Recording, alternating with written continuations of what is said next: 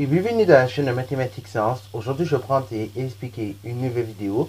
Cette vidéo donc en mathématiques tout simplement pour les secondes, dans laquelle tout simplement ici nous allons apprendre à déterminer l'intersection puis la réunion de deux intervalles. Ok. Donc ici dans cette vidéo là, nous allons tout simplement apprendre à déterminer réunion et intersection de deux intervalles. Alors donc, c'est parti mon kiki. À mon avis, le mieux quand même, c'est bien de définir ces termes là, le terme réunion, le terme également intersection.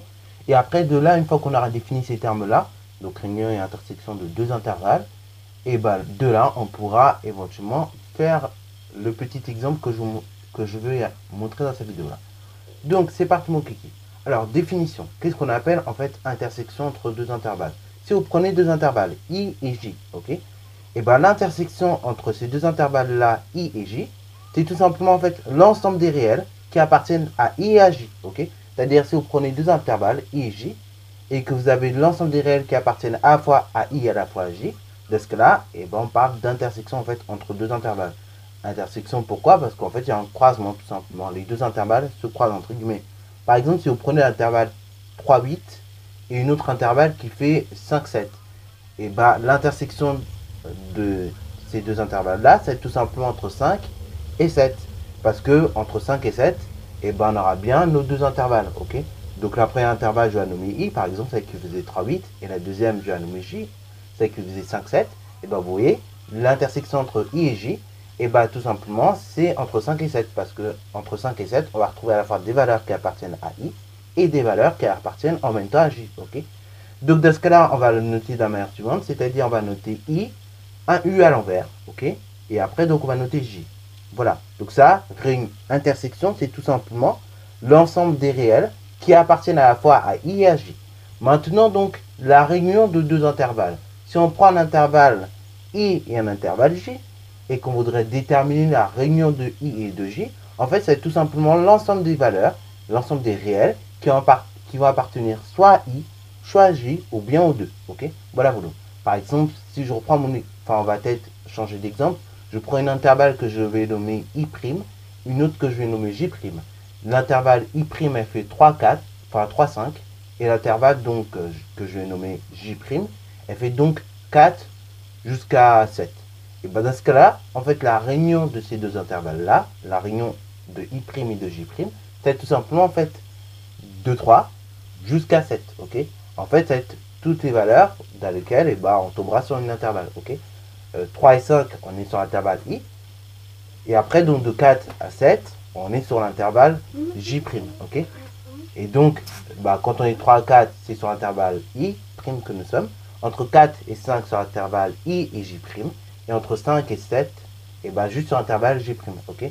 Et donc, c'est la réunion de deux intervalles. En fait, c'est tout simplement l'ensemble des réels qui appartiennent soit à I ou soit à J. Ok? Ou bien aux deux.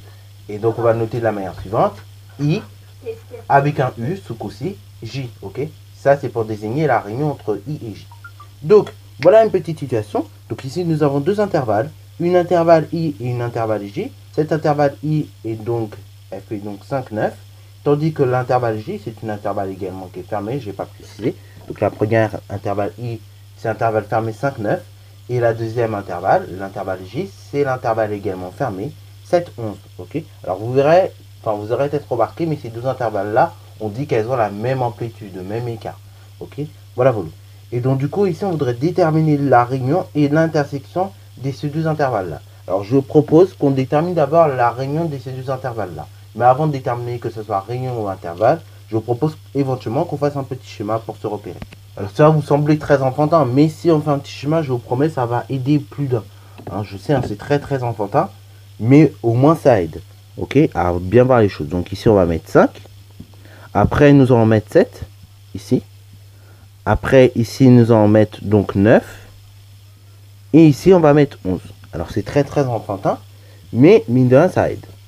L'intervalle I que je vais donc colorer en bleu foncé, ok, voilà, voilà. C'est tout simplement l'intervalle I qui fait 5, 9, on a dit, ok. Donc, c'est cette première intervalle que je vais colorer en bleu foncé. Et ensuite, en bleu canard, voilà, voilà. En bleu canard, je vais colorer l'intervalle J. Donc, qui, elle, part de 7 jusqu'à 11. Ok, voilà, voilà. Donc on va noter, on va tout simplement colorer en bleu canard. Voilà, pour que vous puissiez voir les choses. Voilà, alors comme ça permet de bien voir les choses, de bien avoir une idée quand même de quoi on parle, ok? Parce que si je vous fais directement déterminer réunion et intersection, je pense que j'en perds plus d'un. Alors qu'avec le petit schéma, quand même, c'est mieux, ok? Voilà, voilà. Alors, du coup, on nous demande de déterminer d'abord la réunion de I et de J, ok? Donc, la réunion de I et de J, ça va être une intervalle, ça va être un ensemble de réels, comme je vous ai dit, qui vont être à la fois, qui seront soit sur I ou soit sur J, ok? Donc, on va noter ça comme ça. La réunion entre I et J, donc, retenez bien pour le U, c'est comme le U de réunion. La réunion des intervalles IJ, notez I, U, J, c'est tout simplement l'intervalle suivante. Donc en fait, ça va être un moment où on aura à la fois du I ou à la fois du J, ok? Ou bien à un moment on aura juste du I, à un moment on aura juste du J. Donc là on voit que à partir de 5 on a du I, jusqu'à 9 on a du I, mais après le J lui il commence à partir de 7 et il va jusqu'à 11. Donc en gros on a du I et du J de 5 jusqu'à 11. Donc la réunion des intervalles IJ c'est 5, 11.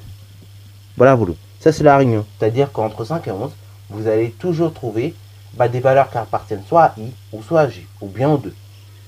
Maintenant, l'intersection, donc on va noter comme ceci, des intervalles IJ. Là, pareil, ça va être un ensemble de réels. Donc on va noter I, un U à l'envers, J. Et en fait, ça va être un ensemble de réels qui vont appartenir, oui, à un intervalle, d'accord? Mais ici, donc, ça va être un ensemble de réels qui va avoir ces caractéristiques-là, qui va regrouper à la fois des valeurs de I et des valeurs de J, ok? Donc là, on voit que entre 5 et 7, on a juste du I, ok? Après, entre 7 et 9, je vois que j'ai du I et du J. Et dans ce cas-là, l'intersection entre I et J, c'est tout simplement 7, 9. C'est l'intervalle 7, 9. Voilà, voilà. Donc c'est tout pour cette vidéo. Retenez bien, réunion entre deux intervalles, c'est donc tout simplement en fait l'ensemble des réels pour lesquels on a des valeurs qui appartiennent au moins à une des deux intervalles, ok? Tandis que l'intersection entre deux intervalles, c'est tout simplement l'ensemble des réels pour lesquels on a des valeurs appartenant aux deux intervalles, ok?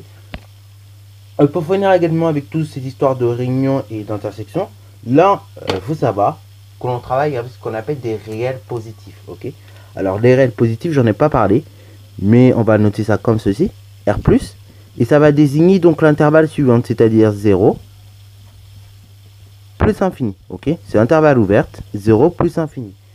Et également, avant 0, donc on a moins 1, moins 2, etc. Donc en fait, on travaille avec les réels négatifs, qu'on va noter R-. Et donc les R- vont désigner tout simplement l'intervalle. Donc là, c'est l'intervalle ouverte, moins l'infini, 0, comme ceci. Ok, voilà, voilà. Comme je vous disais, on peut dire que l'intersection entre les réels positifs et les réels négatifs, ça va tout simplement être 0, puisque oui, 0, il appartient à la fois au réel positif et au réel négatif. Ok, voilà, voilà. Voilà, voilà. Donc ça, c'est pour l'intersection au niveau des réels. Également, on peut parler de réunion dans le cas des réels. C'est-à-dire que la réunion entre les réels négatifs et les réels positifs, ok, ça va désigner l'intervalle suivant, c'est-à-dire moins l'infini jusqu'à plus infini. Ok. Ce sera en fait entre moins l'infini et plus infini, vous avez bien des valeurs qui appartiennent d'abord soit au réel négatif ou soit au réel positif. Ok. Voilà, voilà.